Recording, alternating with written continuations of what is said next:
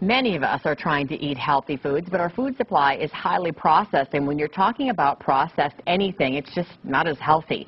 So what are some of the worst foods of the decade? Local author Joanne Brusso joins us live in studio this morning with more, and I've got your book on Baby Bites that helps, get our kids to eat healthy foods, and today you're going to talk about some of the offenders. The 10 worst foods of the decade. This is my personal list. Okay. I started out with the first 5 being the ones that we know are bad, but we eat anyway. Yes. Number 1 came in as French fries. Now, these French fries, pick one up. Don't eat it. Don't eat it. Don't eat it. Okay. There's a surprise. Okay. Surprise. I bought these March 3rd.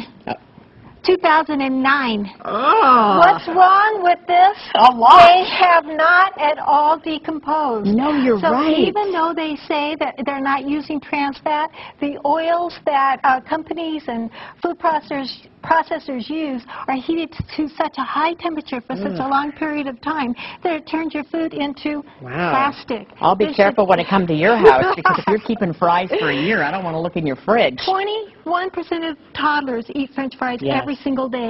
They are putting just chemicals into their little babies' bodies. Number 2 is soda pop. We know soda pop is bad, yet one out of what is the percentage? 8-year-old children drink 1 12-ounce can of pop a day. Wow, not my kids, man. Now, you know what this is? How much sugar's in that? In the Look sugar at that. that's in there. How much? Oh, that is so gross. That is gross. Yeah, Chris Tomer says we know it's it's gross. bad. We go ahead and we give it to our kids anyway. Imagine just drinking that. The next one represents a birthday cake. Even parents that are really conscientious about the food that they're giving their children, they go to birthday parties on a regular basis.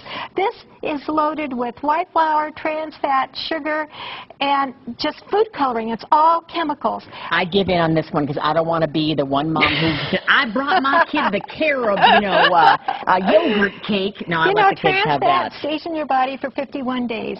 If your child goes to a birthday party every 2 months, they're loaded with trans fat. This one is not a surprise. Cool Whip, we all know Cool Whip is what? It's got trans fat in it. Yeah, it's just fat. Do you see what this says on the front? It says, I hate this. It says 0 grams of trans fat per serving. The serving is 2 tablespoons. Nobody eats 2 tablespoons, but my mom actually goes, well, there's no trans fat in it. I'm like, yes, there is. Read the label. Second ingredient is a trans fat. Don't believe labels. That is tricky. This also, it says what? Healthy. It's oatmeal and raisin. What could be wrong with that?